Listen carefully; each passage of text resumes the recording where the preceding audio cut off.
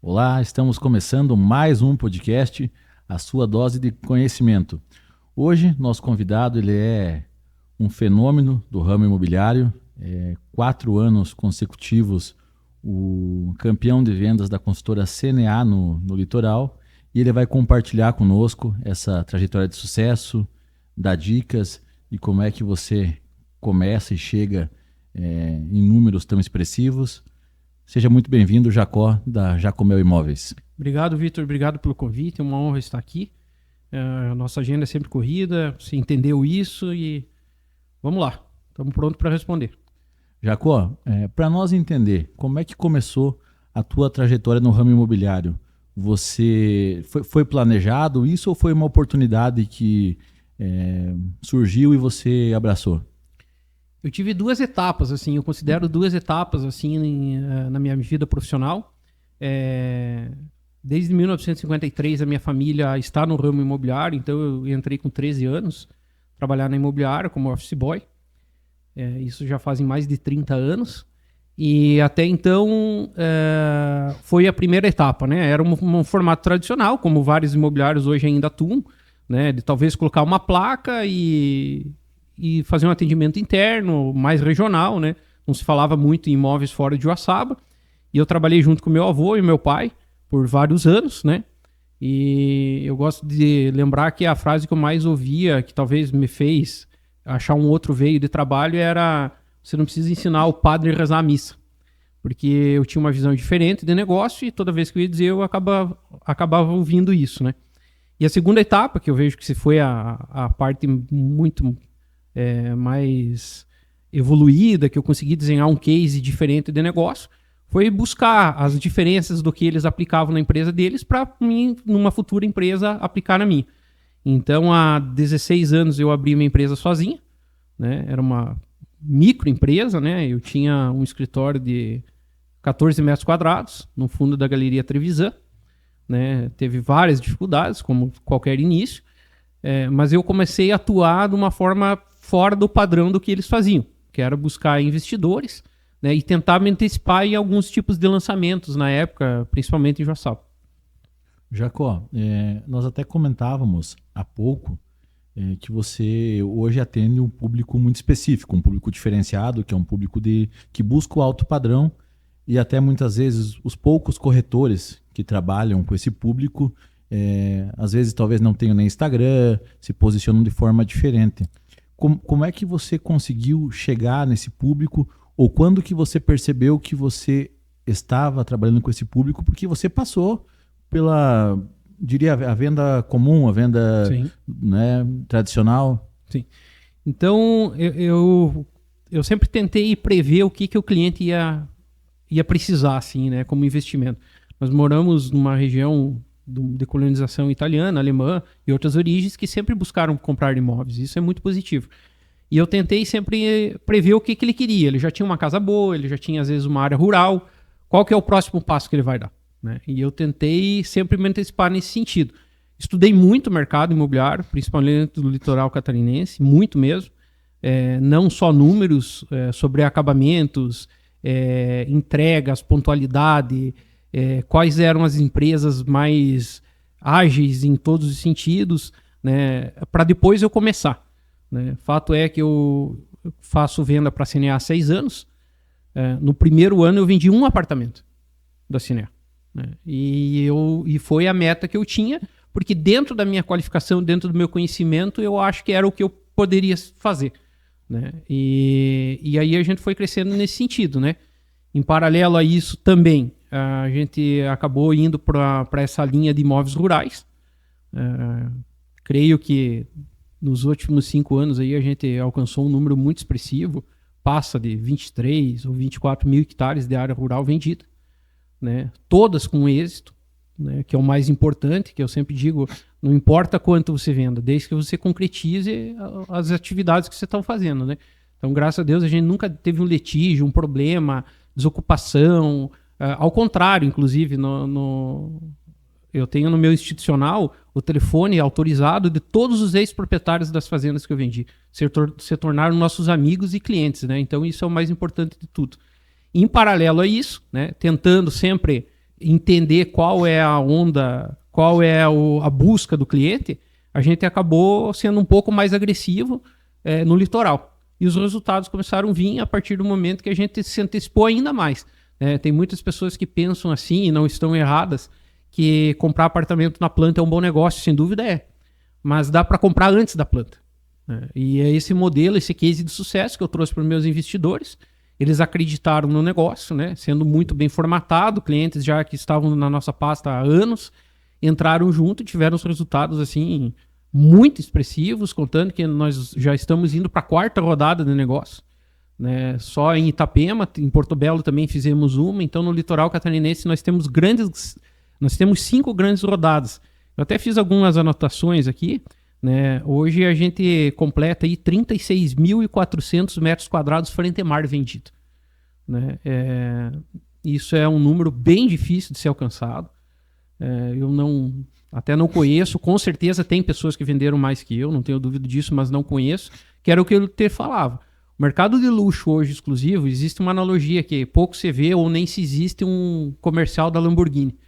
O mercado de luxo de imobiliário funciona da mesma forma.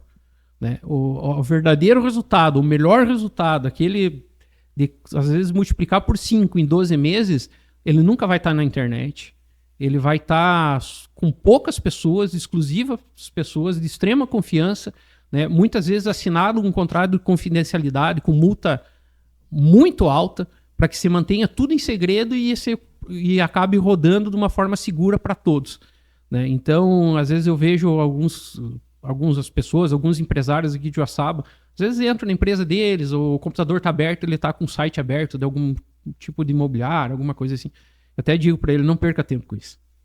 Não vai estar aí. E realmente não está aí.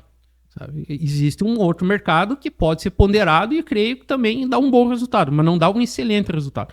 Então o mercado de alto padrão, de alto luxo, com muita rentabilidade, ele roda nos bastidores. Jacó, falando de CNA, né, que tu falou que no primeiro ano tu vendeu apenas um apartamento, o último ano tu vendeu... O último ano eu vendi... Eu até anotei aqui, em Itapema, 133 apartamentos. Não só CNA daí? Não só CNA, mas a grande maioria é CNA. Talvez uns 90 aqui são CNA. Entendo. Quando a gente fala de CNA, é uma consultora de... Talvez uma que tem um acabamento mais fino hoje, né? Existe uma pesquisa entre arquitetos, engenheiros, corretores, né? Onde aponta ela sempre em primeiro lugar, tanto em acabamento, em pontualidade de entrega... em dedicação até mesmo ao produto, né? Porque você veja bem o Grand Luxury, que é um dos prédios que a gente faz parte, ele sai da Avenida Nereu Ramos e vai até Frente-Mar. A maioria das construtoras fariam 4 apartamentos por andar. Eles fizeram 2. Porque a grande pergunta para mim é, perfeito, a construtora tem um produto AAA que se vende, mas como é que um corretor de uma cidade pequena, nós estamos aqui em Joaçaba, 30 e poucos mil habitantes, tem um número tão expressivo desse? Aonde que você enxerga que é o teu diferencial que te fez alcançar esses números? Para as pessoas não comprarem de você e não buscarem lá com outros corretores, qual que é o teu diferencial de negócio? Vitor, eu vou ser muito modesto nas minhas palavras. Eu sempre gosto de dizer que vender CNA é que nem vender Coca-Cola no deserto. Você só precisa de uma oportunidade para alguém que tenha lastro financeiro, obviamente, não adianta apenas querer, é uma realidade, né? Ele tem que ter um lastro, de me receber e poder olhar item a item. Né? A CNA tem um produto fantástico, outras construtoras têm também, que eles têm um manual da construtora. Né? Então ali não expressa unicamente um edifício, expressa tudo que é colocado em todos os edifícios. Né, que são louças filetadas a ouro, todos os móveis são de madeira legítima, boa parte deles são Sierra, né, que as pedras vêm da Europa, que as pastilhas vêm da Europa, que a água é passada por ozônio, o sistema de segurança, tudo que existia de mais moderno. Então, quando realmente o pessoal olha que esse comprador AAA, ele não compra por metro quadrado, ele compra pelo acabamento, o luxo, o requinte das coisas, né? Um sofá não ser de corino e realmente ser de couro verdadeiro. Né? Ele sabe, ele entende disso, que o rodapé do corredor, se tem 20 centímetros de altura e é de mármore italiano, vale mais. né? Que existem prédios que não tem porcelanato. É só pedra. Né? Então, você veja, existem construtoras que acham, assim, muito dizer que é tudo porcelanato. A CNA não usa porcelanato. Né? Que os metais de adornos das cercas têm 8 banhos de tinta. Né? Por causa de corrosões. Então, é N fatores que quando o cara compara, assim, todos os produtos que ele nos recebe, que ele entende, né? Muitas vezes a gente é indicado, que é a melhor forma de vender tudo na vida é ser indicação. Então, você vende para um cliente, ele liga para outro, ele conta, a gente já chega lá, já está bem orientado, assim. E acaba somando. Sem falar que eu creio desses 133 apartamentos, não deve ser 50 compradores. Né? Então, assim, eu realmente tenho compradores com lastro muito, muito forte. Assim, acreditam na empresa, na CNA, acreditam na Imóveis Jacomel e realmente não compram só para usar o imóvel. Né? Ninguém compra 40, 50 apartamentos, não faz sentido. Ele compra porque hoje o mercado de luxo no litoral catarinense talvez seja uma das melhores moedas que se possa comprar. Né? Ele trata o imóvel como moeda. Né? E ele tem uma rentabilidade abissal sobre isso. Né? Eu entendo, mas falando de diferencial teu, porque a CNA se vende, perfeito, mas qual que tu acha que é o teu diferencial de um corretor daqui do interior de Santa Catarina vender mais quem está no litoral, e quais foram os desafios para você chegar nesses números? Tá. Desafios teus de imobiliária. Vitor, assim, antes do início da gravação eu estava falando que eu gosto de usar várias analogias, várias frases. Né? Uma delas eu sempre falei para minha equipe assim, não queira andar de elevador, suba de escadas. Por que eu quero dizer com isso? Comece como corretor, você está iniciando agora como corretor de imóveis, faça uma venda extremamente bem feita de um terreno, num loteamento. Tá? Acompanhe até o registro do imóvel, né? Talvez presenteie seu cliente, veja se ele está muito satisfeito, faça depois a venda talvez de uma casa popular, vá para um apartamento, vá para um sítio, depois você vende uma fazenda. Você tem que ir se graduando, você tem que ter conhecimento. Por quê? Porque essas pessoas que compram apartamento de 12, 13, 14, né? Você veja, eu vendi uma cobertura de 51 milhões de reais. São pessoas extremamente preparadas. Elas sabem exatamente aonde que elas vão colocar o dinheiro delas. E se você não chegar de frente para elas e realmente ter conhecimento do produto que você está vendendo, não vai sair essa venda. Não tem como. Então, respondendo a tua pergunta, por eu ter passado tantos anos no ramo imobiliário, eu consegui, talvez no 20º ano, você vê como não é fácil, né? Tendo já uma genética de corretor, porque são 3 gerações, nascendo dentro do imobiliário, e talvez eu levei 20 anos para conseguir fazer isso. Né? E a gente conseguiu desempenhar um papel muito bom, sempre entregando mais do que a gente promete, né? No Grand Luxury, eu quero citar, eram apartamentos quando eu vendi 240 metros, a gente entregou com 300 metros, então 60 metros quadrados a mais por apartamento frente a mar. Você pode calcular quanto que vale isso, né? E uma vaga mais de garagem cada apartamento. Então, gerando essa credibilidade, entregando mais do que a gente promete, eu vendi muito imóvel, muito, principalmente o ano retrasado, por indicação. Clientes meus que já tinham comprado comigo recorreram na compra e ainda indicaram mais 3, 4, 5 pessoas. Né? Eu lembro que em maio de 2022, em uma semana, nós vendemos 21 apartamentos em Porto Belo. E todos por indicação. Pessoas que eu não conhecia, que o cliente vinha para comprar e trazia outro. Jacó, nós também falávamos há pouco, antes de começar, das mudanças que se teve no mercado imobiliário. De quando você começou para cá, você acha que ficou mais fácil vender imóveis? Ou mais difícil? Porque, querendo ou não, hoje tem muito mais corretores. Então, vou tentar elaborar assim para resumir um pouco o que eu penso sobre isso. Eu iniciei no ramo imobiliário quando se tinha 2 fotos de um imóvel. Né? A gente mandava revelar a foto, quando tudo já era moderno, levava 1 hora, né, para revelar uma foto. Você trazia para o mural, algum cliente te ligava pedindo se tinha alguma coisa, você tirava a foto, ia visitar o cliente e torcia que ninguém viesse no escritório até aquele momento para ver e acabar achando o mural vazio. Áreas rurais, eu trabalhei... Até já faleceu um querido amigo nosso, o senhor Dirceu Fontana, foi um dos agrimensores mais velhos de Joaçaba. Eu trabalhei muito com ele, nós íamos vender um sítio, uma fazenda, era com um tio do lito, né, com balizamento, não existia GPS, não tinha drone, não tinha nada. Quando muito um cavalo, né, senão era a pé, você andava a pé as divisas e E tudo era mais ou menos, não tinha certeza de nada, né? Hoje tem georreferenciamento, tem KMZ, tem KML. Você entra no Google aí, você vê a fazenda onde quiser.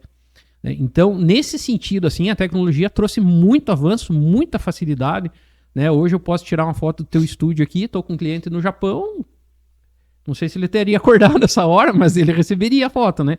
Então, tá muito mais fácil. Eu escuto novos corretores dizer que tá difícil. E eu pergunto, o que está difícil?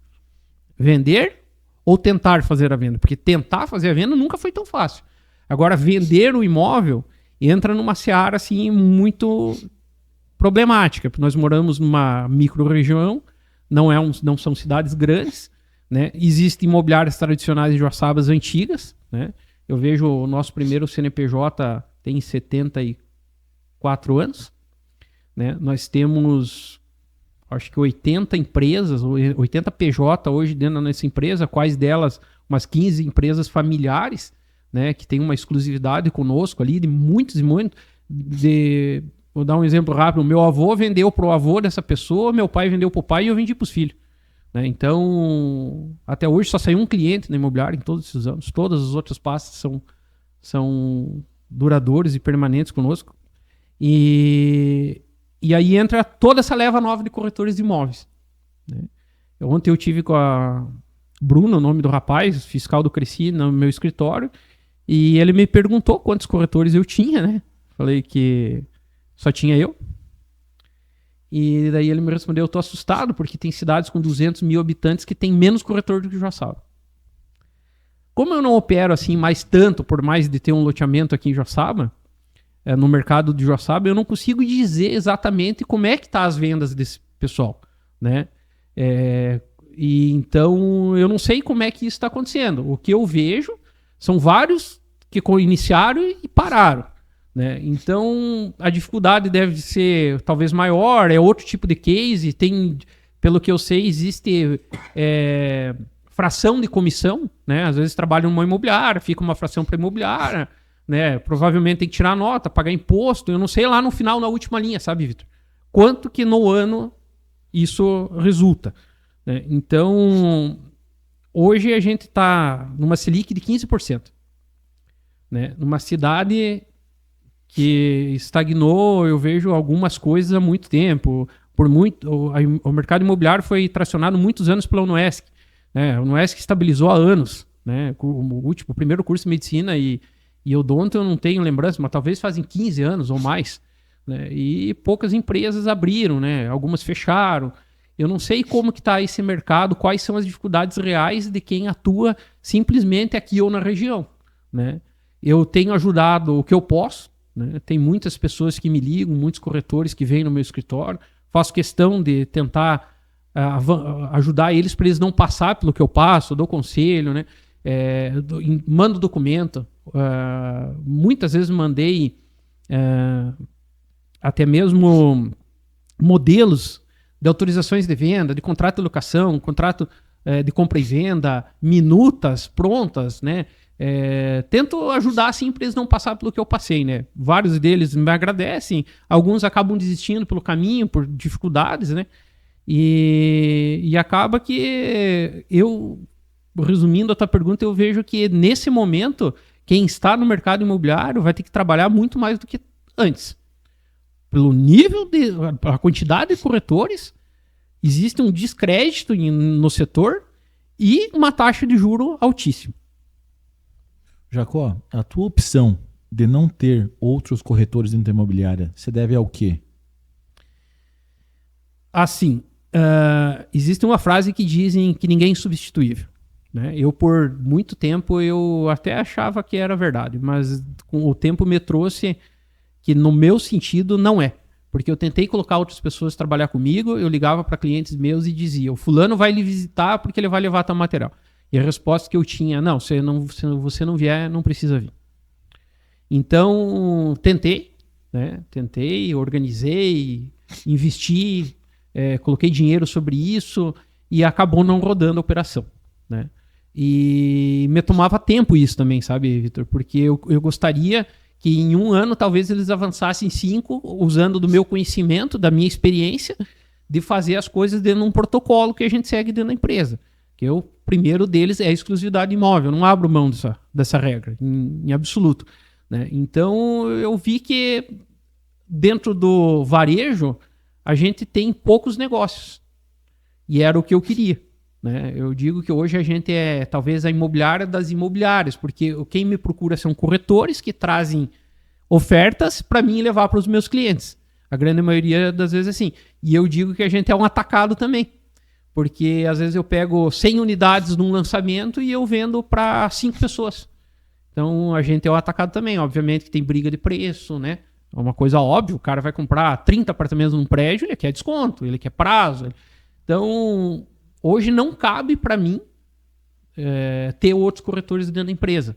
Infelizmente, o mercado não conseguiu me absorver, enxergar eu dessa forma. Eu gostaria, mas os meus clientes não. Eu até não sei, Jacó, como é que eu posso chamar o mercado tradicional. Esse mercado que a pessoa compra o imóvel para moradia ou tem o dinheiro para comprar um imóvel para investir. Vamos dizer mercado tradicional. Sim. Esse mercado está extremamente prostituído, né? Que às vezes eu acompanho a turma postando parcerias, eventos em casas, tipo 10, 15 corretores e de certa forma isso não casa com aquilo que tu trabalha, né? Não casa, mas não está errado, sabe, Vitor? São caminhos diferentes, né? Quem sou eu para julgar alguma coisa aqui? O que eu vejo assim? Ó? Existem fases na vida, eu vejo muitos corretores de Joaçaba postar que eles realizam sonhos, né? Eu lá na imobiliária, eu digo que quem faz sonho é padeiro. Mas existe esse mercado e ele tá certo. Existe a pessoa que talvez vá comprar um imóvel na vida e é o sonho dele. E tem que ter esse corretor para realizar esse sonho. Né? Esse corretor vai ter vendas expressivas na vida? Não. Mas ele precisa passar por essa etapa. Mas depois evoluir. Vai chegar lá 5 anos realizando o sonho. Deu. Agora eu vou realizar negócios. Tá? Porque isso são índices, vocês podem pesquisar. 78% da população brasileira compra um imóvel, de compradores ativos, né? 78% das pessoas compram um imóvel na vida. O corretor não pode viver esperando esse momento, né? Ele tem que ter um cliente. Hoje na minha pasta, eu acho que eu não tenho nenhum cliente que compre menos de 10 imóveis por ano. Né? Então imagina você ter vários, o trabalho é o mesmo ou maior, porque a primeira compra é cheia de dúvidas e medos, o que não tem nada de errado nisso, é super normal. E aí é onde que entra o corretor realizador do sonho. É ali que ele tem que trazer algo assim que deixe esse cliente extremamente confortável, né? Confortável e seguro, não só confortável, ele tem que estar seguro, né? Fazer um contrato bem feito, né? Ter duas coisas que até eu vou avançar agora na conversa, que eu nunca abri mão dentro da minha empresa, que é ter marketing e jurídico próprio. Tá? Não existe hoje uma imobiliária ter venda expressiva se tem um jurídico próprio. Não existe. E o próprio corretor ele tem que ter conhecimento da área jurídica, da área fiscal, principalmente da área fiscal e da área de marketing. Tem que saber a hora de anunciar, tem que saber... não é você pegar um imóvel e já fazer anúncio. Eu não trabalho dessa forma.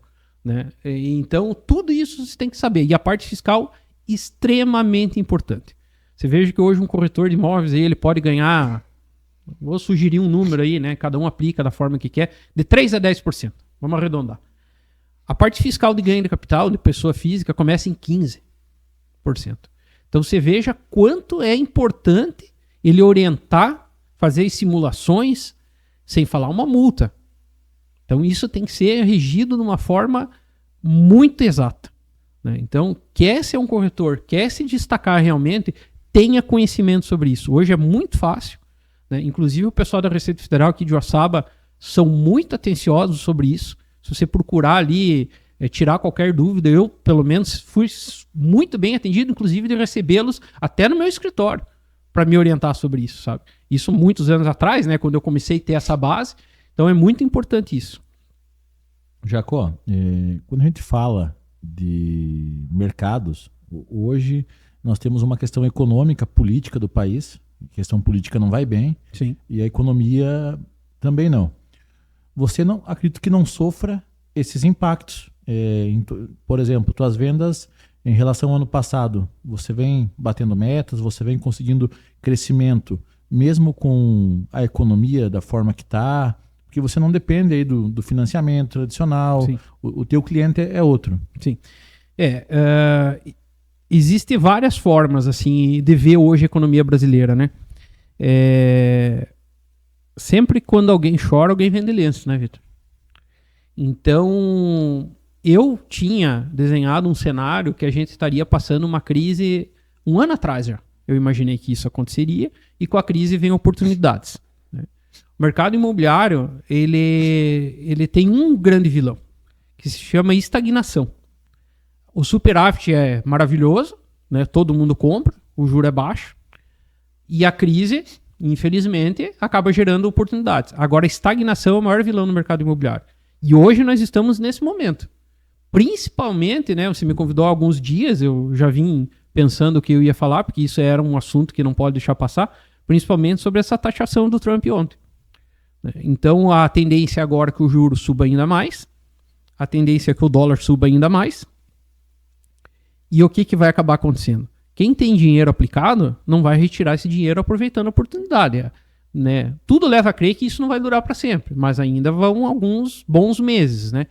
A tendência nos Estados Unidos também é que não baixa o juro lá, a gente trabalha em paralelo, né?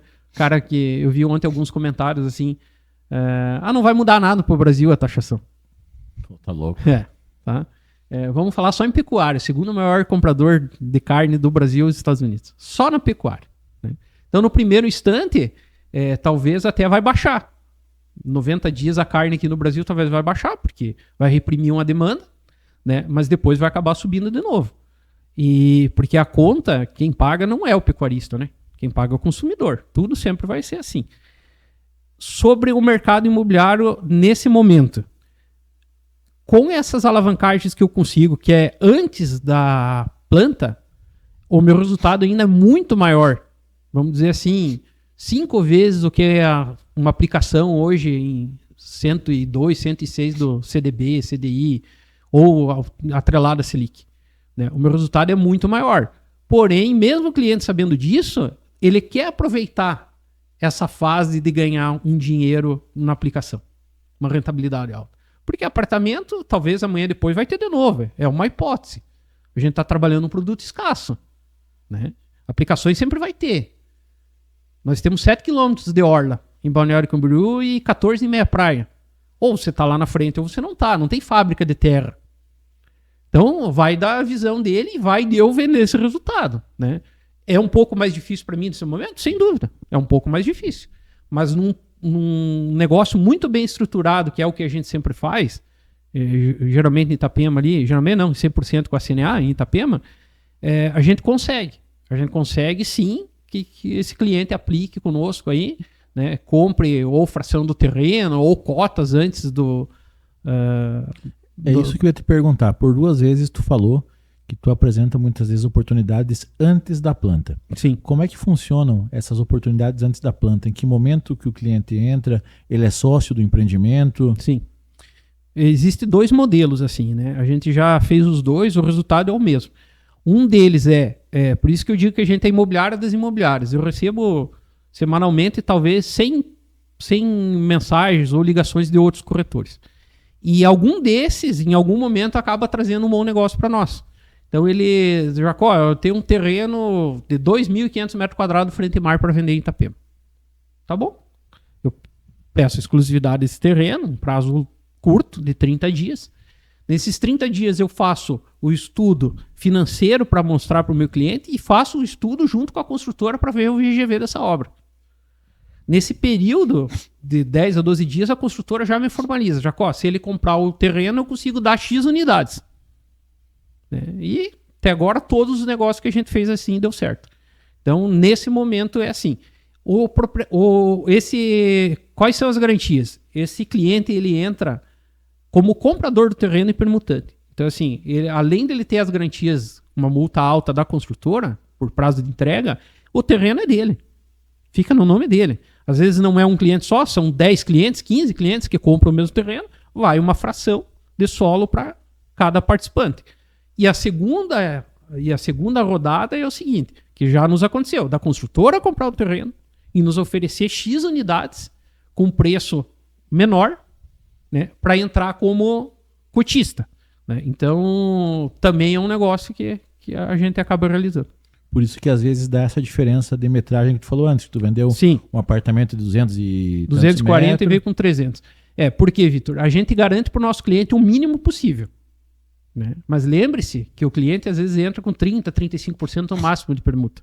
Ou seja, a construtora também quer ter um apartamento maior para vender. Então não tem sentido nenhum ele se preocupar em entregar no mínimo os 240 metros quadrados. Ele vai entregar o máximo porque ele também vai ter o máximo. Né? Então, são estudos que são rápidos, que teria que ter mais tempo. Não tem esse tempo. A gente não tem esse tempo. Então é um estudo assim que 15 dias o cara tem que fazer um pré-projeto e saber basicamente 80% do que vai ser feito. E calcular o VGV. Né? Porque afinal de contas é isso que nos importa. Eu vou aportar X milhões e vou receber tantas unidades que vai valer tantos X milhões. Né? Então o VGV da obra é o que nos importa. Entendi. Jacó, tem uma pergunta que eu vou te fazer agora, ela quase chega a ser idiota por tudo que nós conversamos. Não, fique à vontade. Mas eu vou fazer. Claro, tu acabou de falar para mim que o produto é escasso, né? Falando de litoral, porque não tem como criar mais terra lá na beira-mar. Perfeito. Mas nós temos um outro mercado, talvez você possa me ajudar, que é esse mercado tradicional. Muito se fala de uma bolha imobiliária nesse mercado de padrão menor. Sim. Você concorda que existe mais demanda, mais oferta do que a demanda pode suprir nesse mercado? Você está falando do mercado de Joaçaba? Também, Joaçaba, porque assim, o que eu vejo? Escuto de alguns investidores, olha, eu comprei, a construtora já está fazendo outro e eu nem vendi o meu ainda. Sim. Parece que o investidor está virando concorrente da construtora. Claro, estou falando de cidades menores, outro mercado. Tu enxerga que existe isso? Assim, ó, Vitor, essa palavra bolha veio da recessão que teve, bolha imobiliária, né? Quando teve a recessão nos Estados Unidos, que a bolsa quebrou. Diferente da nossa cultura nos Estados Unidos, 90% dos imóveis são financiados. Né? No Brasil, creio aí que não chega a 20% dos imóveis financiados. Existem os financiamentos direto com a construtora, que não é financiamento bancário. São parcelas a serem pagas para construtoras, então não entra nesse índice. Então, quando se fala em bolha, eu não sei quantos anos faz que eu escuto que vai estourar a bolha. Tá? Nós temos, há pouco tempo atrás, lançado um prédio com o Grupo Pegorário e o da Agostina na frente do Fórum de Joaçaba. Né? Foi feito um estudo e ali poderia ser feito 3, 4 apartamentos por andar ou 2. A gente resolveu fazer só 2. É residencial. É residencial, 100%. Não tem nada comercial. Tá? São 2 apartamentos por andar com 213 metros quadrados de área privada. O prédio assim é fantástico. Todo mundo que veio ver o projeto teve real interesse. Alguns efetivaram, outros estão em estudo ainda. Não houve o lançamento oficial ainda da obra. Isso já é um cenário que mostra assim, que nós fizemos menos para um público A, vendo talvez isso. Porque sim, existe muita oferta de apartamentos em Joaçaba. Porém, ainda eu vejo o seguinte, Vitor, que tem muito apartamento de Joaçaba sendo vendido com margem muito boa dos antigos proprietários. Compraram 5 anos atrás, né? Houve uma valorização boa, ele está pedindo um valor, talvez, o teto do que vale, mas ele tem uma margem de negociar porque ele pagou bem menos que isso. Comprar agora apartamento em Joaçaba, né? Pensando que a cidade vai crescer, que a população vai aumentar, é uma pergunta fácil de responder. Eu creio que isso não vai acontecer. Né? Nós temos um problema seríssimo, que é a falta de um aeroporto em Joaçaba. Né? Inclusive, agora de manhã foi trabalhar comigo o Dr. Kleine, que você conhece, foi embora de Joaçaba por causa do aeroporto. Né? E igual a ele, várias pessoas. Né? Então, para aquele cara dar um up na vida dele, sair de um apartamento de 500 e ir para um de 1 milhão, e daí esse de 200 e ir para o de 500, tem que sair o teto. Quem tem um apartamento de maior valor, ele tem que ir para um maior ainda, para ir, é uma escada, é uma corrente. Então, essa etapa aqui, eu tenho visto bastante dificuldade, sabe? Bastante dificuldade. Eu creio que o mercado aí vai ter uma recessão não vai ter desvalorização por hora, não acredito em desvalorização, porque tendo inflação, o mercado puxa a inflação para cima no setor primário, que é ferro, cimento, vidro, alumínio. Alumínio vai explodir o preço. Então não tem ninguém vai construir, Vitor, tendo prejuízo. As construtoras de Joaçaba são todas sólidas, né? Todas elas são, 4, 5 construtores tem aí, nunca deixaram de entregar um imóvel, mas elas constroem para faturar e estão certas. Qualquer empresa. Qualquer empresa, estão cobertas de razão. Então, nesse momento, é bem difícil. Eu gostaria que você me convidasse uma outra oportunidade para poder te responder de novo. Eu vejo que o que aconteceu nas últimas 24 horas no país foi o ápice assim, do momento crítico a ser resolvido, né? Foi um momento, exatamente, foi um momento que vai moldar o mercado nos próximos meses, né? Em vários setores, né? Jacó, o que me chama a atenção, a gente está falando de Joaçaba, né? Sim. Comparativo. Vamos pegar Campos Novos, Catanduvas. Sim. Eu percebo que se eu olho uma casa em Joaçaba, uma casa muito parecida em Campos Novos é 20%, 30% a menos. Uhum. Aonde que você vê que está esse valor agregado de Joaçaba? Tu acredita que a cidade ainda oferece esse valor agregado para justificar esse valor? Então, Vitor, essa é uma pergunta que eu respondo há muitos anos. Então vamos lá. Eu dei um exemplo antes sobre o que é um produto escasso, né? Produto escasso não tem fábrica de terra. Joaçaba, quantos anos faz que você mora em Joaçaba? 35. 35 anos. Você lembra muito bem que talvez há 15, 20 anos atrás, se o cara não abrisse um comércio na 15 de novembro, ele não tinha chance de... Fechava. Então o que é? O que traz valorização para Joaçaba? Uma das coisas, e por muito tempo eu trouxe, não estou falando tanto do presente, mas é importante a gente entender isso. Joaçaba tem um produto escasso. São poucas ruas planas e a gente está rodeado de morros, de montanhas, que Catanduvas não tem, que Campos Novos não tem. Campos Novos, se você construir uma casa nessa esquina aqui, ou 2 quadras para lá, não muda nada. O relevo é o mesmo. Você vai ter a mesma vista, o mesmo sol. Tudo, não muda nada. Joaçaba nunca foi assim. Nunca foi assim. Então, Joaçaba sempre foi um produto escasso. Nós temos um centro, que até eu gostaria de fazer uma pesquisa depois, para ver quantos metros quadrados tem o nosso centro, né? Obviamente, por pressão, a Getúlio começou a se desenvolver, o Noesc teve anos muito bons, né? A gente tem uma rua gastronômica aqui na Getúlio, né? A rua Tiradentes, lá onde eu tenho o meu escritório, hoje também evoluiu bastante, né? Há 20 anos atrás não tinha nada lá, hoje é Simai, é delegacia, é Senac, é Sesc, tem o meu escritório, agora está vindo esse supermercado novo. Então a cidade, a praça, foi um marco muito importante para Joaçaba, extremamente importante. Quero dar os parabéns para quem ajudou nisso. O parque, você fala? O parque, isso. Então, eu ainda vejo que a grande diferença que tem de Joaçaba para as outras cidades é por Joaçaba ter um produto escasso, né? O que tem de novo hoje? São esses bairros, são esses loteamentos em áreas mais altas de Joaçaba, que é uma coisa óbvia que em algum momento isso aconteceria, né? Então a gente tem vários loteamentos aí que não tem, nem pode, né? Não tem viabilidade de funcionamento para a área comercial. Então o comércio de Joaçaba se estabelece no centro. Existem muitas lojas em Joaçaba que eu creio que estão num momento bem crítico, porque tudo que você acha na internet hoje é difícil você competir vendendo fisicamente, né? Então, assim, serviços continuam indo bem. Outros tipos de entrega, algumas lojas, tem várias salas comerciais vazias em Joaçaba, né? E também a gente teve um marco muito importante, que até a gente fez parte disso, que foi o início da parte alta de Joaçaba, que foi a instalação da van, do Caetá, e até mesmo quero citar a farmácia do outro lado da rua ali, que também são nossos inquilinos, a loja de carro ali também. Então, a gente viu que ele levou um pouco para lá nesse sentido. Sobre o mercado, né? Você me perguntou sobre o mercado imobiliário de Joaçaba. Hoje, se eu tivesse que apostar, eu apostaria numa estabilidade.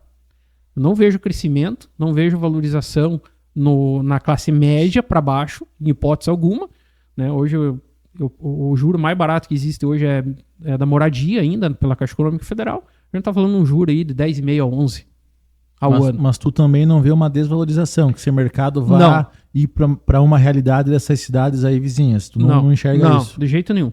E é o que eu expliquei antes, há minutos atrás. Como nós vamos ter agora um aumento de vários produtos da construção civil, nenhuma construtora vai construir para ter prejuízo. Então, eles construindo, eles têm que colocar a margem de lucro deles. Esse outro imóvel que já é usado é puxado junto sobre isso.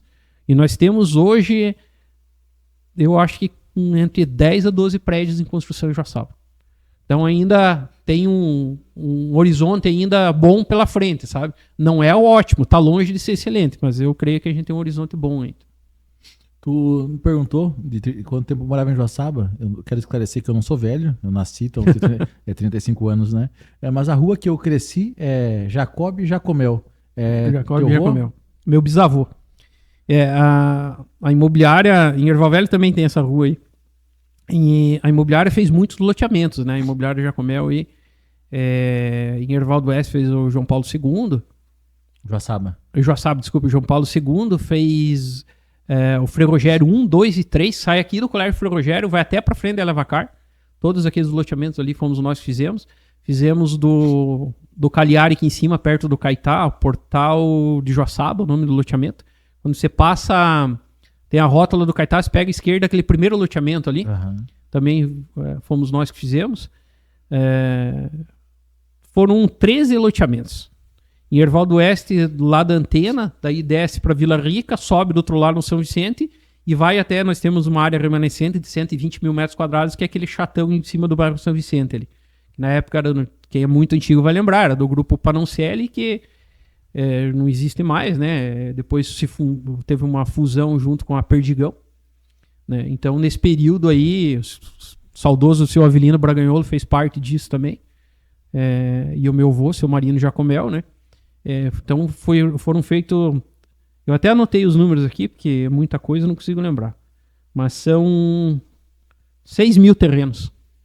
Que a imobiliária Jacomel, desde o teu avô... Isso. Até hoje. São 6 mil terrenos. Praticamente fundou Joaçaba e Erval aí. Tem boa parte aí que passou pela imobiliária. Eu lembro quando eu era bem mais jovem, que a Prefeitura Municipal de Joaçaba solicitava para nós os mapas. Eles não tinham os mapas da cidade e nós tínhamos. Que foram loteamentos criados pela imobiliária, né? Então tem uma história bacana aí por trás de tudo isso, sabe?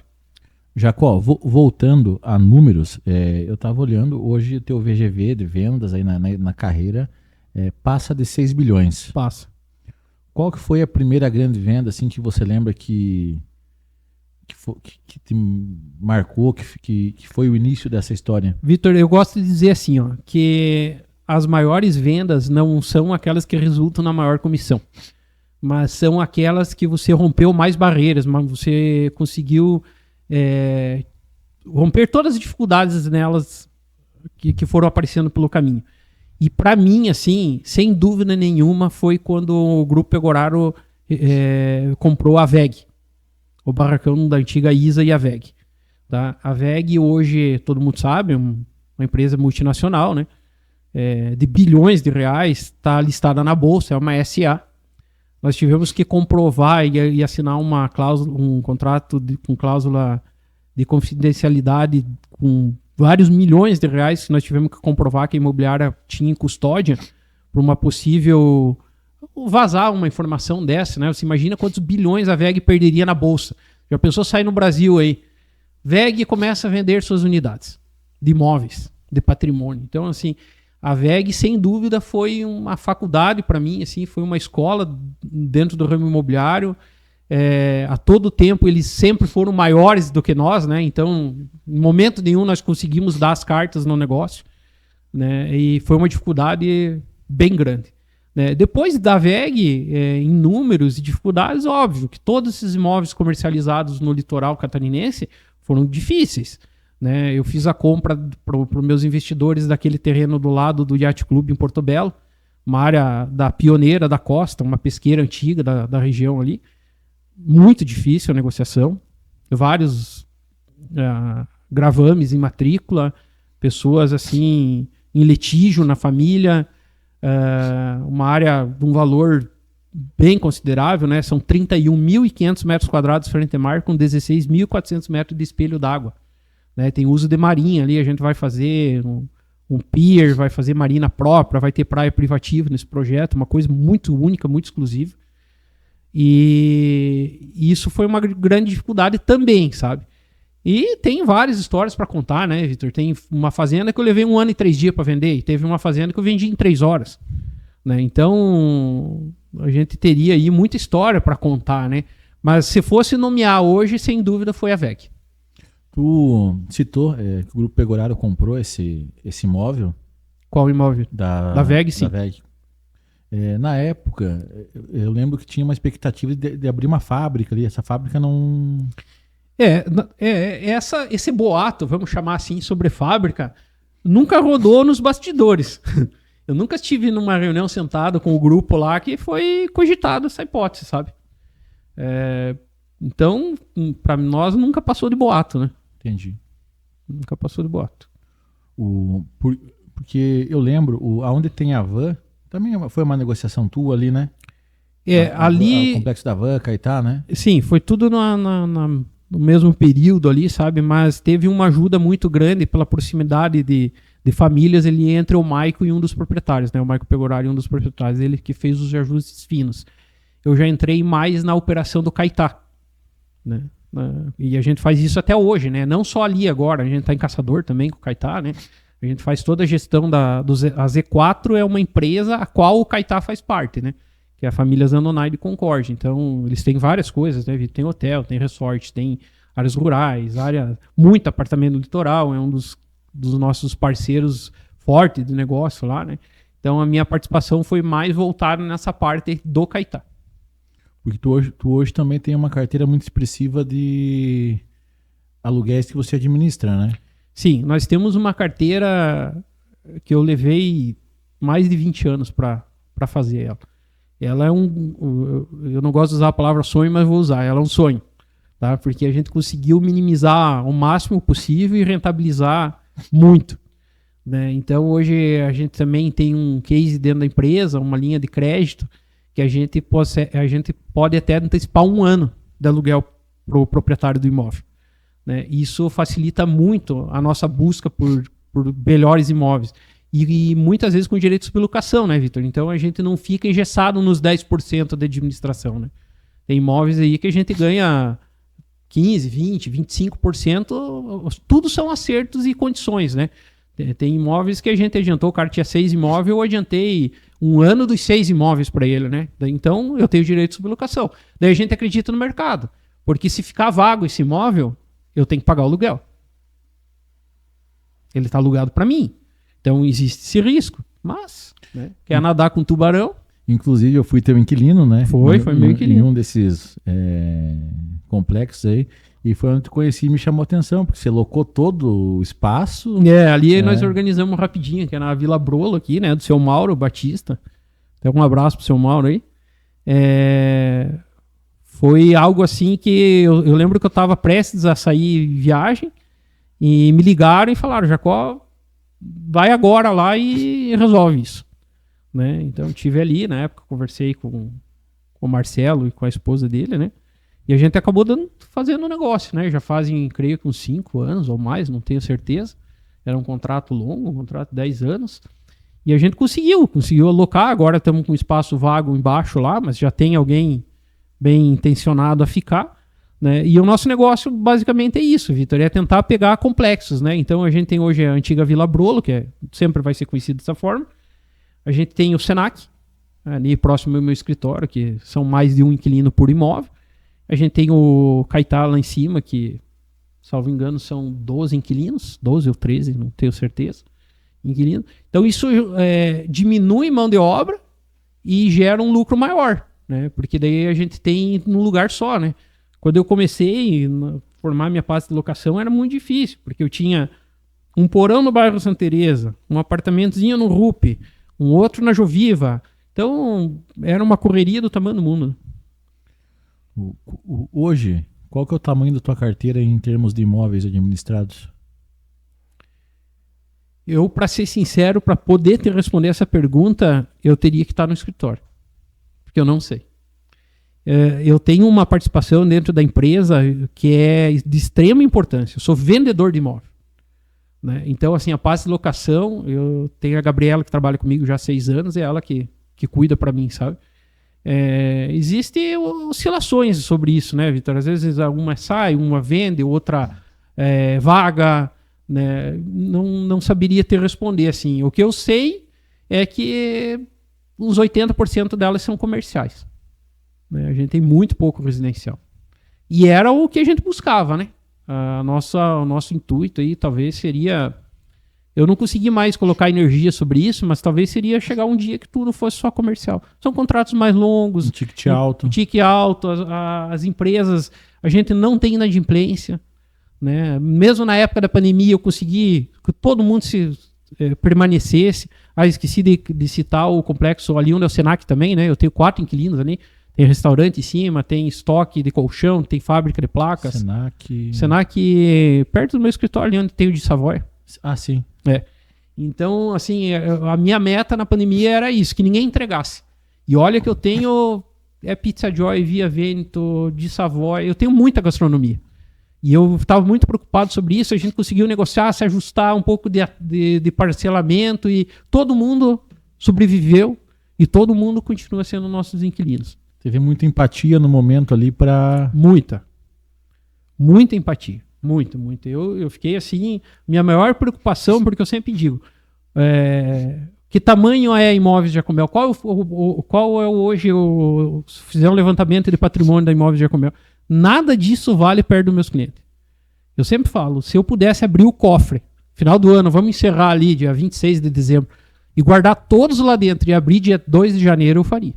Porque uma empresa só tem valor se tiver cliente.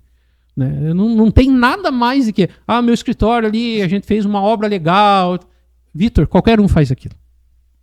Qualquer um faz o que eu fiz ali. Mas você tem patrimônio, qualquer um consegue. Agora, cliente, e cliente, quando eu digo, são clientes recorrentes, clientes de 15, 20, 25 anos, não tem como calcular o preço disso, o valor disso. Sabe que infelizmente, quando saí da empresa que eu era sócio, Sim. Eu não queria sair, né? Tu sabe que a empresa... Sim. E foi uma coisa que eu pensei. Eu falei, cara, eu não vou me apegar ao negócio. Eu vou me apegar às pessoas. As pessoas que vão seguir comigo que vão fazer diferente. Os clientes que eu sei que vão me acompanhar. E depois tu sabe o que aconteceu, né? Mas Sim. Então, é uma coisa também que eu tenho de filosofia. É exatamente isso aí. Eu tive períodos quando eu abri meu escritório, que era tudo muito difícil assim. Eu usei até telefone público para ligar para cliente. E esse cliente é meu cliente até hoje. Quando eu abri o escritório ali, né, sem falsa modéstia, ficou um escritório bonito, eu convidei alguns clientes desses aí, até hoje eles não vieram. Mas eles nunca vieram no escritório, né? Teve um cliente uma vez de fora de Concórdia, eu perguntei para ele assim, como é que você imagina a minha estrutura? Ele falou, você deve ter em torno de uns 30 funcionários, uns 800 metros quadrados de escritório.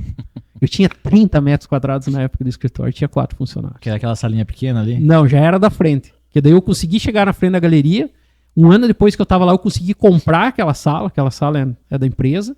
Aí sim eu falei, agora o meu ciclo aqui terminou, porque eu não tinha para onde expandir. Aí eu fiz a reforma ali, essa casa ali é do meu pai, né? É onde eu tenho o escritório. E aí eu vim para cá. Então, você está certíssimo, sabe? O que você tem que se atentar é as pessoas, é os clientes.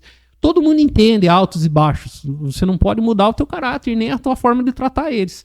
Né? Você estava com uma dificuldade financeira, você era mais querido, agora melhorou, você... Não, aí não, né? Você tem que ser igual. Nem que você seja um pouco ríspido, um pouco enérgico, mas seja igual sempre. Essa é a dica que eu digo, assim, sabe? Quem me conhece sabe o jeito que eu sou, inclusive até pela voz. Às vezes tem cliente que liga para mim, o que aconteceu hoje? Né? Eu falei, não, tô cansado, ou aconteceu tal coisa, né? Hoje tô um pouco atarefado. E esse vínculo de anos e anos e anos e anos com as mesmas pessoas, as mesmas famílias, é o que traz os resultados, né, Vitor? Porque você conquistar um novo cliente dá muito, mas muito mais trabalho do que você manter. Só que tem muita gente que não pensa assim. Né? Tem gente que conquista 20 clientes e daí começa a deixar aqueles de lado e vai para outros 20. Daí aqueles outros, os primeiros 20, mas o Jacó não me liga faz um mês. Aí ele perde aquele e talvez não conquista o outro. Então, cuide bem do que você já tem. Né? Não queira abraçar o mundo, ninguém consegue.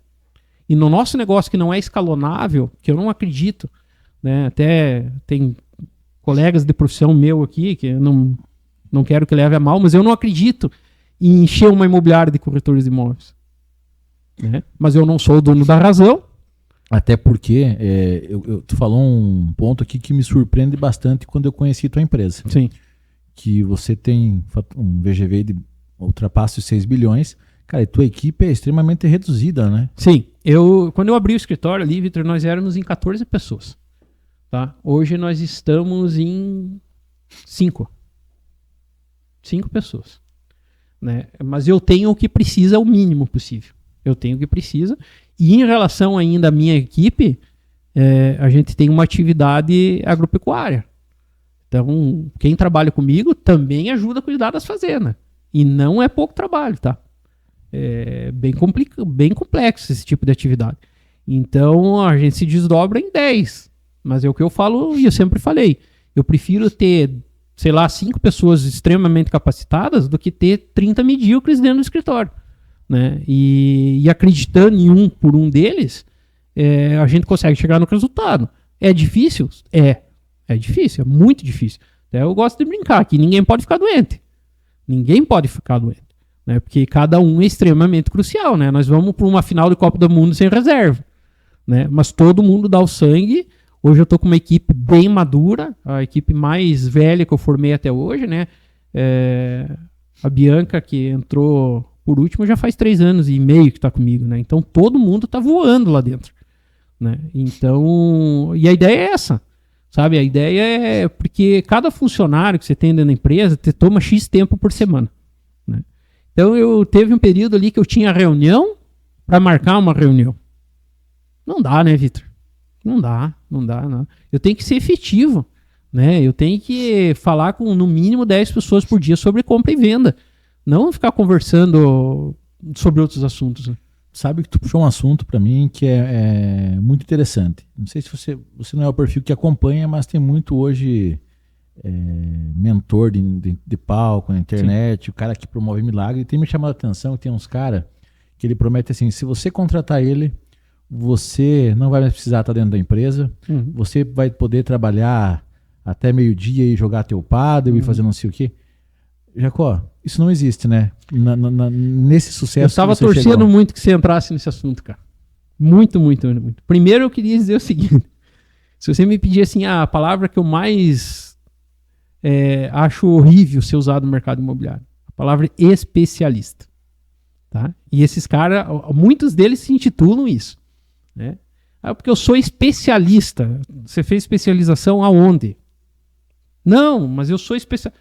Tá. Quantas fazendas você vendeu? Eu vendi, vamos dar um número bonito, 2. Tá bom. Você vendeu a mesma fazenda várias vezes? Não. Então como é que você se tornou especialista? Cara, cada negócio é um negócio. Não tem isso aí. Eu recebo ligações assim, ó, do Brasil inteiro. Tem um pessoal de Salvador que é absurdo, assim. Eles querem vir aqui em Joaçaba para conversar comigo. Né? Porque eles querem fazer um modelo de negócio que eu fature, eu acho que é líquido R$1 milhão por ano. Sabe? Daí a gente uma outra hora, não quero, não tenho interesse, eles continuam insistindo, se auto-intitula especialista no mercado imobiliário.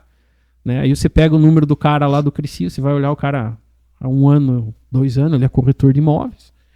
Daí vem uma coisa assim, ou eu não sei fazer o que eu estou fazendo, né? Ou ele está mentindo, né, Vitor? Porque eu falei que mesmo tendo uma genética de venda, nascido praticamente dentro da imobiliária, tendo uma oportunidade muito grande no início de conhecer grandes empresários de Joaçaba, que o meu pai, quando eu era criança, me levava e me apresentava, né? E eu sempre absorvi o máximo desses empresários. Tem 3 pessoas aqui em Joaçaba que eu aprendi, 4, vamos dizer assim, que eu aprendi muita coisa por os poucos minutos que eu fiquei junto com eles, né? Que eu não posso deixar de citar o nome, que foi o seu Avelino Braganholo, o seu Jaime da Disbal, o seu Jaime Balestrin, que muitos anos depois quis o destino que se tornasse meu sogro, o seu Fiorello Pegoraro e o seu Raimundo Wieser. São 4 ícones, assim, para mim, que todos os momentos, todos os cafés que eu tomei com eles foram aulas de empreendedorismo, pessoas que estão sempre acima, sempre à frente do tempo, assim, sabe? E eu fui desenhando, fui vendo o que eu podia acertar. Errei muito, não tem como não errar. Continuo errando, né? Eu sempre gosto de dizer lá no escritório, às vezes o pessoal fala, vamos comemorar, né? Foi efetivado o negócio. Não, o negócio deu certo, mas eu errei nisso aqui, ó. Todos os negócios que eu faço eu erro. Todos, mesmo que dê certo. A grande maioria, graças a Deus, dos 6 anos pra cá, a gente tá com uma experiência aí que a gente não perde o negócio. Posso dizer assim, eu tenho uns 97, 98% de efetividade. Mas todos têm erro no meio. Todos. Poderia ter sido melhor, sabe?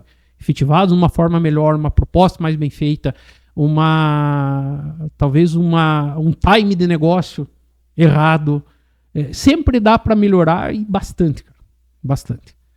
É que se você pegar isso que tu citou, o corretor, em algum momento, ele se tornou chacota. Sim. Por conta disso. Tu pega, tem aquela sátira do cara, calça meia canela, Sim. chegando de Porsche. Pois é. Se confundiu que para você ser corretor, você tem que estar andando de BMW. Assim, ó, Vitor, como eu falei anteriormente, eu tive essa transição do antigo para o novo. Eu torcia demais que chegasse essa geração nova. Por quê? Porque eu sofri com a geração antiga, onde você dizia assim, vamos comprar um computador para a empresa? Não, o computador vai espantar cliente. Então, né, eu fiz muito contrato com máquina de datilografar, muito, papel carbono, recibo na mão, muita coisa assim. Então eu torcia que viesse essa geração nova. Mas eu acho que eu torci errado, cara. Sabe? Hoje eu vejo assim, ó, dancinha, TikTok, tá? Cara, eles têm que entender que eles não estão vendendo meia de R$1,99, cara. Eles estão vendendo... Esse sim é o cara que vende o sonho, aquele, o primeiro imóvel. Entendeu? Cara, eles tinham que tratar de uma extrema seriedade isso aí. Né? Talvez é a maior e talvez a única decisão patrimonial numa família. Então tem que ter um respeito, tem que ter uma dedicação, uma seriedade. Né? Os caras entram dentro de apartamento dançando, vestido com fantasia, sabe? Eu realmente não consigo nem ver até o final esses vídeos, né? E muita gente acaba me mandando isso, né? Então, é cansativo, é doloroso. Em que parte que é doloroso? Aonde que impacta nós? Quando eu vou visitar um possível cliente novo, né? Vai vir um cara lá de Joaçaba, aqui em Curitiba, visitar o senhor. Puta, o que ele é? Ele é corretor de imóveis. Eu te falo assim, viu? A sorte que nós temos um institucional muito bem feito que chega na nossa frente lá. Que se o cara lê, o cara diz, opa, para aí. Aqui tem telefones de referências, né? Tem um histórico verdadeiro, muda um pouco, mas ainda assim a gente é olhado de canto, assim, sabe? E é uma pena, cara, é uma pena. Eu nunca imaginei que iria para esse lado. Torço que isso, porque eu creio que esse tipo de corretor de imóveis aí vai ficar para trás na história, tá? Não vai ter... eu fico imaginando um empresário aí que tá com 100, 200 milhões de reais para investir e ver um cara fantasiado dançando, cara. Oferecendo um imóvel, não tenho nada contra a dança, obviamente, né? Mas na profissão de como corretor de imóveis, o cara fazendo uma dancinha ou fazendo piada, cara, é uma coisa muito séria, cara. É muito sério, né? E dessa geração que tá vindo, não só do corretor, mas tá faltando seriedade no profissional, né? Muita seriedade. Muita seriedade. Você sabe, Vitor, que hoje você pode rodar a cidade inteira de Joaçaba aqui, né? Talvez nós somos, se não a segunda mais antiga imobiliária. Eu tenho 2 placas hoje em Joaçaba de vende-se, tá? Uma num terreno que já foi vendido, que até eu tenho que ir lá tirar e fazer o post, não deu tempo. E a outra numa casa que o cliente até falou, põe uma placa de vende-se. Se você soubesse a quantidade de pessoas que se intitulam corretores de imóveis, que vê a placa, identifica o proprietário e ligam direto para ele, ele me manda todos os áudios, os prints, sabe? Eu não vou responder, né? Mas não tem lógica alguma, cara. Porque a gente sempre está de porta aberta, né? Eu recebo vários clientes, vários corretores lá, vários. O antigo escritório, o próprio Júnior da Golden ali, sempre vinha lá. Quantas vezes isso? Pode perguntar para ele. Eu dava minha cadeira para ele sentar. Era pequeno o escritório. Não, senta aqui e atendeu o cliente. Ficava eu no sofá. Né? Efetivei uma venda agora em Porto Belo, não tem muito tempo, com o Gleison ali, meu amigo de infância. Foi um prazer enorme fazer um negócio com ele. E como eu falei, mano minuta, oriento. Mas não basta. Você ser cordial e ainda assim, se eles puderem te tirar um negócio, eles vão fazer. Né? Então, ética, zero. Tá? Até ontem eu comentei isso com o fiscal do Cresci. Ele me falou que cabe punição sobre isso. Eu não sabia. Né? Mesmo sendo corretor há tantos anos, eu não sabia. Né? Outro fato também que eu não posso deixar de registrar. Em dezembro de 2024, ou 2023, eu fiz a aquisição de uma área rural, de uma fazenda em Palmas, no Paraná. Em dezembro. Em fevereiro, teve um corretor daqui de Joaçaba, que levou um empresário daqui de Joaçaba lá mostrar minha fazenda. Tá? Um outra imobiliária de Joaçaba tem essa fazenda anunciada e 2 do Grupo Pegoraro. Tá no site deles. Só entrar lá e ver. Incomoda nós? Não. Não tem problema nenhum.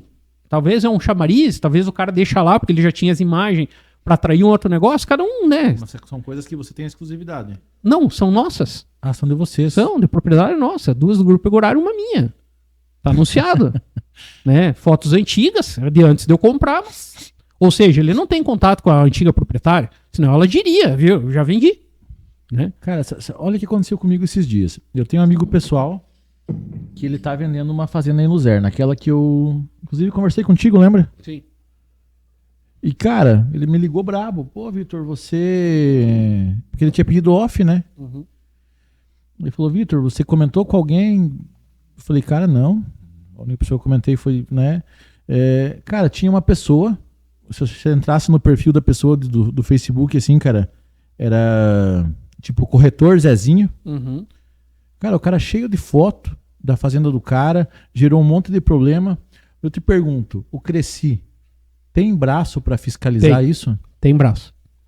Tem braço. Você tem que fazer uma denúncia formal, né? Não adianta para o fiscal, tem um e-mail próprio lá de denúncia, você faz lá, e eles acabam tomando as medidas, assim, sabe?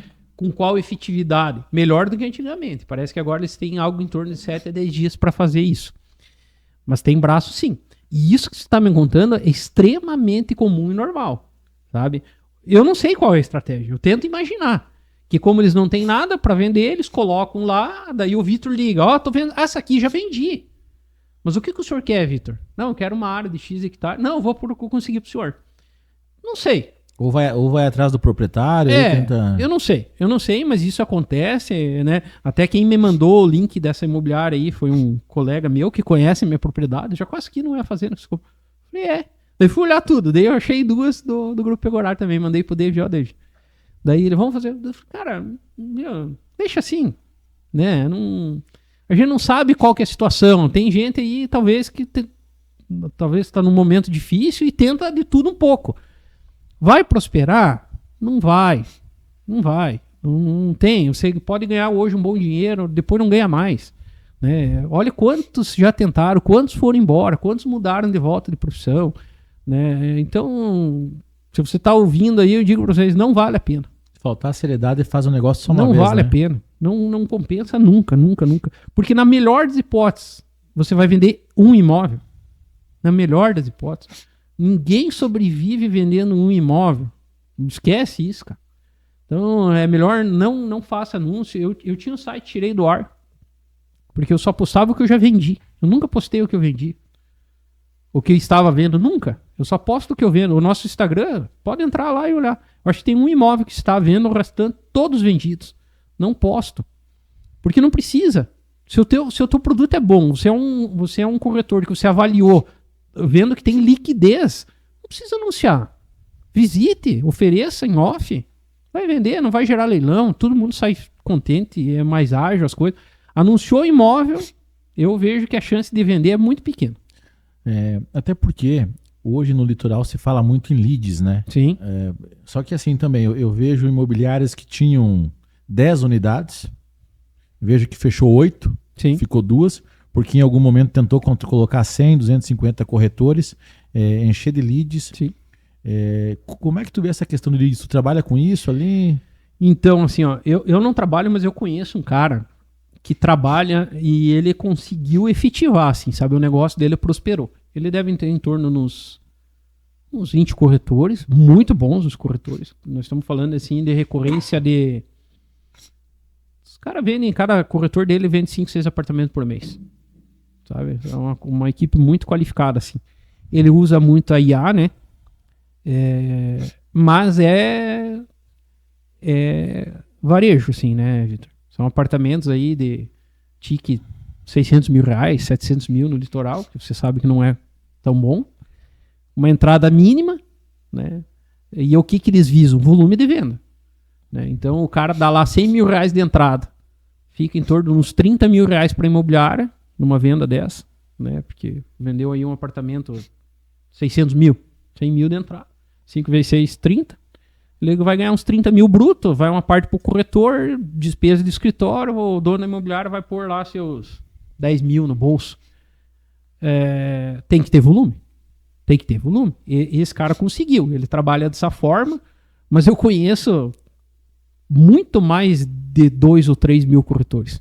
Talvez ele é o único exemplo que eu vi que deu certo. E tem mais uma coisa nesse meu colega da profissão aí que eu acho muito legal. Mesmo dando certo, ele não está acreditando no negócio dele. Ele fez outros ativos. Ele investiu em outras coisas. Que isso também é um bom caminho. Né? Eu nunca tive salário na minha empresa. Eu nunca vivi da minha pasta de locação. E o que rentabilizou, eu agreguei valor na empresa, gerando patrimônio. Então hoje eu tenho mais 3 ou 4, teria que ver 3 ou 4 ou 5 atividades, 5 ativos. Né? Por quê? Porque além de tudo, você tem que deixar uma empresa sólida. Tem imobiliário que diz assim, mas se não pagar eu garanto o aluguel. Garante mesmo? Você tem renda para isso? Se você comprar esse apartamento e não entregar eu pago. Você paga mesmo? Entendeu? Então, você não é obrigado a prometer, você é obrigado a cumprir. Isso é o que um homem faria. Então, o que ele está fazendo lá em Meia Praia é o que eu fiz em Joaçaba. Né? A gente fez bastante patrimônio, comprou bastante imóvel, né? Temos uma atividade AAA aí na pecuária, criamos gado de elite, temos reflorestamento, né? Fomos muito na régua dos nossos investidores, fomos na sombra. O que eles faziam, não, nós vamos fazer também, né? Temos unidades de apartamento em quase todos os prédios da CNA que a gente fez parte. A Imobiliária Jacomel ficou com unidades. Então, assim, tem um patrimônio muito robusto pelo tempo de empresa, né? Para relembrar que tem 14 anos que eu desenhei esse outro tipo de case, então estou bem satisfeito nesse sentido. E tem que cuidar. Inclusive, nós poderíamos marcar um outro dia para vir falar sobre o agro, né? Podemos falar. Tem investido fortemente aí, Sim. né? Podemos falar. Não tenho 1/3 do conhecimento que eu tenho no ramo imobiliário, mas será um prazer aí, né? A gente pode falar sem dúvida sobre isso. Né? Jacó, para nós encerrar, para quem está começando aí no ramo da imobiliária, qual que seria a tua mensagem? A minha mensagem é bem simples de ser entendida. E isso eu imagino assim que se servir de exemplo para um só corretor que esteja escutando, eu tenho acompanhado a rotina, né, por Instagram de alguns e tal, torço, tem uns assim que eu vejo que, cara, os caras trabalham que nem eu trabalhava, 16, 17 horas por dia. Eu torço muito para eles, sabe? E eu digo uma coisa assim, se você conseguir fazer da forma que eu fiz, de não abrir mão de exclusividade num imóvel, você vai ter um sucesso mais concreto. Porque como que você vai pegar um imóvel que você não sabe se ainda está à venda, qual é o preço, se tem vontade de ser vendido ou não, e vai colocar um marketing trabalhar? Às vezes você tem que sair da tua cidade, você ter um contábil pronto, um jurídico pronto, sem você ter exclusividade desse imóvel. E serve isso também para quem é proprietário. Eu vejo alguns imóveis que já saem com 5, 6 placas. Eu até brinco, esse aí não quer vender o imóvel. Porque ninguém vai se dedicar de corpo e alma àquele imóvel lá. Não tá com ele, cara. Tá com todos. Então assim, existe muita imobiliária boa em Joaçaba. Muita imobiliária boa, de pessoas idôneas. Procure uma dessas. Né? Nem tô pedindo para me procurar, porque talvez hoje no mercado imobiliário tem muita imobiliária mais efetiva na região do que eu. Mas procure uma imobiliária dessas talvez mais velhas, mais tradicionais, e dê exclusividade para ele. Dá 60 dias. Ó, você tem a tua oportunidade de 60 dias. O cara vai fazer de tudo, Vitor, para vender esse imóvel. Agora, quando não tem exclusividade, eu acho que o cara faz pouco, e o pouco que ele faz é muito. É um filho sem pai, né? É isso aí. Então seria isso. Você qualificar, estudar sobre imóvel, né? Estudar, que eu digo, qual que é a soleira que é usada nesse apartamento, que pedra é, qual o metal, qual o vaso sanitário, qual a marca do elevador, quantos metros quadrados tem as garagens. Cara, a maioria dos corretores hoje, eles pegam o imóvel é 1 milhão, é 50 mil a comissão, é o que ele sabe, cara. É isso aí. Né?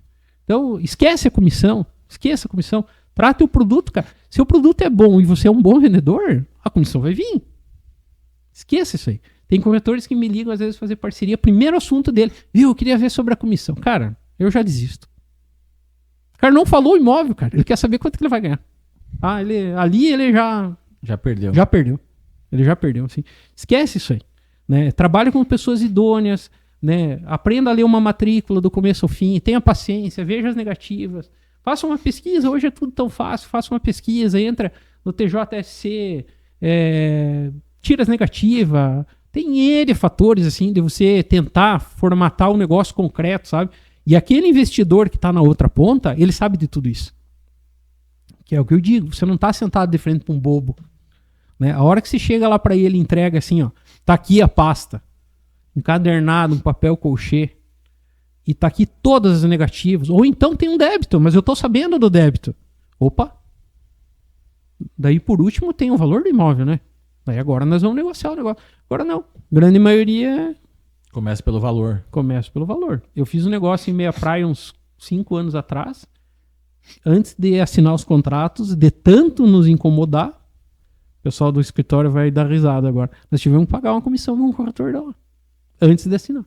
Ele infernizou nós de uma forma, assim, absurda, cara. E eu ia perder o dinheiro. Mas tive que pagar, e não era pouco, viu?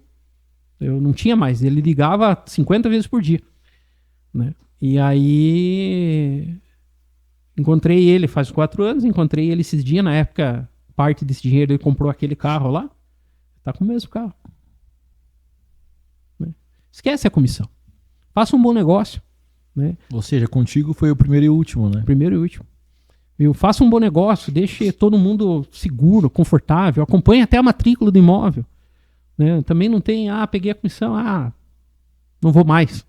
Não, cara, vai, porque aquele cliente lá, ele pode se tornar um cliente, talvez o maior que você vai ter um dia, ou ele vai te indicar, mesmo que ele não compre, você vai dizer, comprei com fulano lá, o cara foi até o final da operação, né, me ajudou em tudo, mudou o contrato, fez adendo, ele se preocupou com tal coisa que eu nem sabia, né, que é isso que você tem que fazer. Se você é bem preparado, você tem que levar umas situações para ele que ele, né, às vezes ele não saiba.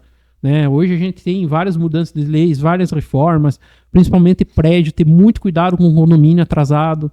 Né? Tem gente que compra um apartamento, mas não vai ver o condomínio.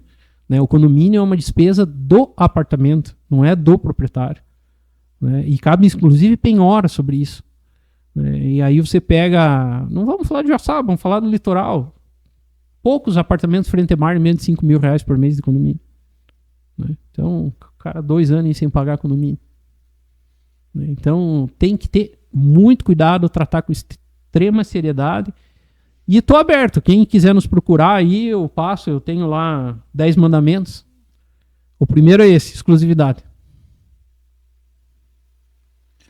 Jacó, muito obrigado pelo teu tempo. Eu sei que a tua agenda é extremamente atarefada. Hoje você de manhã já tinha voado, visitado outras cidades, voltou para participar do podcast. Então agradeço de verdade a tua participação. Que é isso, Vitor. Quem agradece sou eu, a oportunidade ímpar aí. Fiquei muito feliz com o teu convite. Estava preocupado para poder estar aqui pontualmente e assim conseguir. E fico à disposição. Né? São assuntos, são mais de 30 anos no ramo aí. A gente teria horas e horas de assunto. E hoje conseguimos resumir um pouquinho aí da nossa trajetória. E chegamos ao fim de mais um podcast. Nos acompanhe nas redes sociais e até o próximo episódio.